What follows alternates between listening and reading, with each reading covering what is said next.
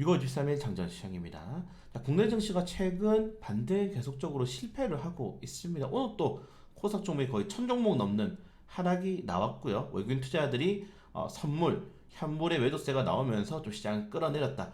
계속 말씀드렸죠. 외국인이 팔면은 기관 금융 투자는 같이 따라 팝니다.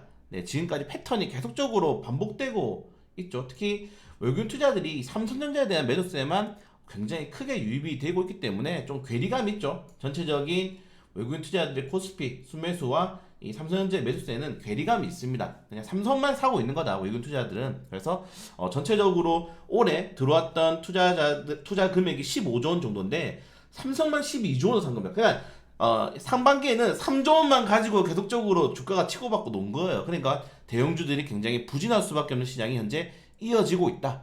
딱 이 정도까지만 보시면 될 것 같고, 삼성전자에 대한 매수세가 여전히 강하다는 점.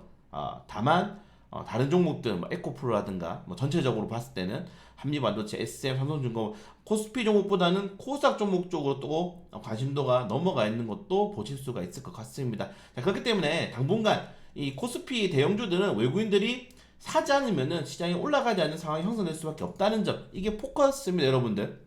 그래서 하반기에 과연 외국인 투자들이 국내 시장에 추가적으로 들어올 만한 뚜렷한 모멘텀이 있느냐? 제 생각에는 그것도 크진 않은 것 같아요. 7, 8월 달은 본격적으로 실적 시즌인데 그동안 외국인들이 삼성전자와 같이 매수를 했던 반도체 업종들은 그렇게 실적에 대한 기대감이 있는 종목들이 아닙니다. 오히려 현대차, 뭐 기아, 다른 2차전지 소재 업종들이 실적에 대한 메리트가 있는데 그 종목들은 지금 파업 리스크 때문에 크게 시장에서 현재 주목을 받지 못하고 있습니다. 자, 그렇다면은 결론적으로는 현재 시장에서 대형주들이 움직일 수 있을 만한 모멘텀이 사라졌고, 결국 투자 심리가 어디로 가겠습니까? 중소형주로 갈 수밖에 없다. 네, 중소형주로 갈 수밖에 없다. 그러니까 최근에 이번 주 증시가 계속적으로 부진하니까 내가 테마주가 엄청나게 많이 활성화되었잖아요. 그런 것들이 반복될 것이다. 언제까지? 외국인 투자들이 다시 한 번 더 정말 많은 투자 금액, 그러니까 1, 2조 원 가지고 안 됩니다. 최소 올해 상반기에 들어왔던 투자 자금을 삼성전자에 그대로 넣던지 아니면 다른 업종으로 분산이 되는지를 봐야 될 필요가 있다. 근데 당장에 여러분들 15조 원 들어왔는데 이게 넣기가 쉽겠습니까? 추가적으로 물량을. 물론 2022년도에 여러분들 외국인 투자자들이 우리나라 증시 30조 원을 팔았어요. 그래서 거의 바닥까지 떨어졌다가 다시 상승이 나오고 있는데 그게 지금 15조 원이라는 겁니다. 그러면 다시 한 번 더 예전처럼의 수급이 들어오려면은 뭔가 뚜렷한 모멘텀이 필요한데 아직까지 모멘텀이 없는 것 같다.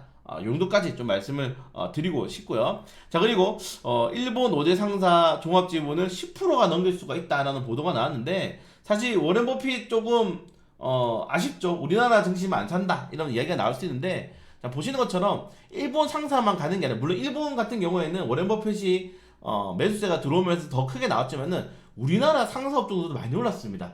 네, LS 인터내셔널 빼고는 많이 상승해서, 특히 포스코 인터내셔널 크게 상승했죠. 그러니까 지금 상사 업종들이 하는 일이 뭡니까? 보통 이제 물건을 사고 팔고, 지금 물건을 사고 팔고 있는 주요 업종들이 2차전지 소재, 그리고 뭐 광물 개발, 이런 것들에 대해서 뚜렷하게 강점이 나타나기 때문에 이 상사 업종들에 대한 관심도가 크게 짙어지고 있다. 그러면 많이 아직 올라가지 않은 종목들에 대한 관심을 가져보는 것도 나쁘지 않겠죠. 네, 그런 것들을 본다면은 충분히 상사 업종들은 일본뿐만 아니라 우리나라 업종들에도 메리트가 있다는 점, 이 정도까지 좀 체크를 해보시면 될 것 같습니다. 네, 그래서 뭐 오늘은 사실은 오늘이 아니죠. 이번 주 내내 뭐 약세장이 예상이 되었잖아요. 네, 약세장이 예상이 되었기 때문에 좀 아쉽다. 어제 기술적인 반등이 나왔을 때 좀 추가적으로 탄력이 나오면서 2600포인트까지 좀 올라갔어야 되는데, 이렇게 오늘 조정이 나오면은 2530까지 기술적으로 30까지는 좀 떨어질 가능성이 크지 않나, 이렇게 좀 생각이 되고요. 네, 이 정도까지 보시면 될 것 같습니다. 네, 되고 아까 말씀드린 것처럼 삼성전자만 샀다, 삼성전자만 사고 있는 모습이 이렇게 나왔기 때문에 당분간의 시장을 들어올릴 만한 추가적인 모멘텀을 조금 더 체크해야 될 필요가 있을 것 같다. 네, 이 정도까지 좀 보시면 될 것 같습니다. 그래서 뭐 드릴 말씀이 없어요. 시작과 동시에 그냥 팔아버렸기 때문에 뭐 드릴 말씀이 없습니다. 지금 거래 비중 보시면은 들어붙지가 않죠. 그리고 제가 예전에 동학개미운동이 왜 실패했느냐에 대해서 말씀을 드렸는데, 동학개미운동이 삼성전자를 위주로 시작되었잖아요. 근데 여러분들 삼성전자 1% 올리려면은 얼마 들어가는지 저는 올려드렸죠. 800억 정도가 필요합니다. 800억. 삼성전자 1% 올리려면 800억 필요해요. 여러분들 800억 개인 투자자도 어떻게 모아서 가져가실래요? 힘들단 말입니다. 대형주가 그 정도로 올리기가. 그래서 시가총액 상위 종목들은 당분간 외국인들의 매 동향에 따라서 움직이는 거지 개인들이 움직일 수 있는 영역이 아니다. 요거 계속 말씀드려서 그래서 제가 세력들이 요새 1000억 미만 종목만 산다고 말씀드리고 있는 이겁니다. 대형주를 움직일 수가 없어요. 특히 규제도 많다라고 말씀을 드리고 있죠. 그리고 코스닥 같은 경우도 거래대금이 확 줄어버렸습니다. 지금 8조 원대로 다시 한 번 더 줄어들고 있는데 역시나 거래 비중이 크게 움직이지 않아요. 지금 에코프로 같은 경우에는 한조 사기 운동이 벌어지고 있습니다. 가격이 너무 많이 올라서. 근데 아무리 한 조씩 많이 사도 에코프로 1% 올리려면은 또다시 금액 규모가 엄청나게 크기 때문에 개인들이 한 조씩 사는 걸로는 어림없다. 지금 금모기 운동, 에코프로 한조 사기 운동하는데 이래 되면은 외국인들이 더 시장에서 외면이 될 수 있습니다. 그냥 가만히 두세요.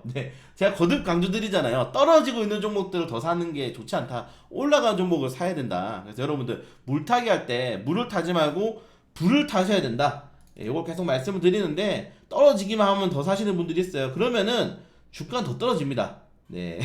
주가는 떨어질 수밖에 없어요. 그게 원래 주가의 패턴입니다. 그래서 떨어진 종목들을 더 사는 게 아니고 올라갈 때까지 좀 기다렸다가 더 사도 충분히 나쁘지 않다. 이 정도까지 좀 말씀을 드리고 싶고요. 분할 매매는 여러분들 이거 제가 한 4년 전에 만들었거든요. 이거 4년 전에 만들었는데 이거 기본이죠. 에버리징 매매, 피라미드 매매. 떨어질 때마다 사실 거면은 정말 금액을 짧게 나누어서 그리고 올라갈 때도 마찬가지입니다. 그래서 분할 매수는 기본 중에 기본이다. 요거 이미지 영상은 다 영상도 찍어드렸고 이 이미지도 계속 드렸는데 보통 그렇게 안 되죠. 근데 이것만 지켜도 이를 주가로 통해서 돈을 잃는다는 것은 오히려 힘들 수가 있습니다. 그래서 여러분들이 이 기초매매법을 좀 잘 지켜주셔라. 여러분들 4년 전에 4년 전에 저거를. 그래서 오늘은 반도체 업종들이 많이 올라갔는데 대형주는 좀 조정이 나왔어요. 그래서 중소형 업종도 위주로 좀 시장의 수급이 나왔다는 점. 그리고 어제랑 좀 비슷하게 흑연 관련 테마주들이 많이 올랐습니다. 자, 이런 걸 본다면은 테마주 장세가 계속되고 있는 거죠. 그리고 내가 가진 주식이 모멘텀 있다면은 상보 보세요, 여러분들. 이거 50위주 바닥에서 놀다가 이거를 만에 고점 대비해가지고 50% 넘게 올랐어요. 그 정도로 큰 폭의 상승이 나왔다는 겁니다. 그래서 테마주 중에 재료를 가지고 있는 주식은 역시 존버가 맞다. 다시 또 말씀을 드리고 싶고요. 그럼 제가 시간에 오늘 뭐 큰 이슈가 없습니다. 지금 큰 이슈가 없을 수밖에 없어요. 뉴욕 증시가 너무 변동성이 크기 때문에 오늘 이후에 뉴욕 증시에 대한 추가적인 브리핑을 우리가 확인을 해야 됩니다. 그리고 제가 작년 시장에도 말씀드렸다시피 지금은 테마주 랠리가 이어질 수밖에 없습니다. 이제 테마주만 갈 거예요. 그래서 뚜렷한 이미지가 모멘텀이 나오기 전까지는 테마주 장세 마이너스 20% 30% 종목들인데 뭐 실적 나쁘지 않고 테마 가지고 있어 홀딩 하세요.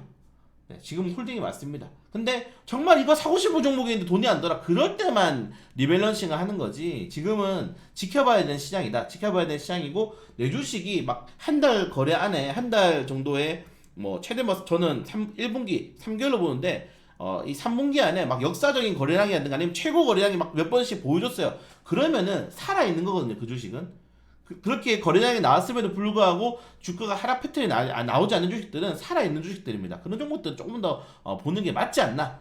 이 정도까지 좀 말씀을 드리면서 오늘 마감 시향은 짧게 마치도록 하겠습니다. 사실 뭐 드릴 말씀이 없어요. 왜냐면은 장 시작과 동시에 이제 선물 매도하는 순간부터 오늘 글렀구나 느꼈거든요. 선물을 팔면 현물이 같이 팔립니다, 여러분들. 그런 것들은 기본이기 때문에 좀 체크하시면 될 것 같고, 그래서 오늘 또 장 초반부터 시장의 방향성이 나타나 버렸고, 그래서 좀 지리한 시장이 이어졌죠. 거래대금도 팍팍 떨어지고 있고, 그래서 지금은 무엇보다도 뉴욕 증시가 중요하다. 엔비디아라든가 테슬라라든가 다른 빅테크 업종들이 반등을 나오면서 또 묻지마 랠리를 이어갈 수 있는 뭔가의 그런 모멘텀이 필요한데, 거기에 이렇게 가기에는 7, 8월 달에 실적 장세가 있기 때문에 실적 시즌이 있기 때문에 조금 더 변동성이 있지 않나. 다만 테마주 장세가 우리가 지금 나쁘지 않은 흐름이 가지 종목들이 많죠. 뭐 전기차 충전소라든가 리튬이라든가 뭐 음극재라든가 그리고 이번에 흑연 관련 테마라든가 이런 테마들이 계속 돌고 있잖아요. 그래서 2차전지 소재 업종들 같은 경우에는 테마 좀 길게 보시는 게 맞는 거고, 그게 최근에 올라갔던 뭐 교육이라든가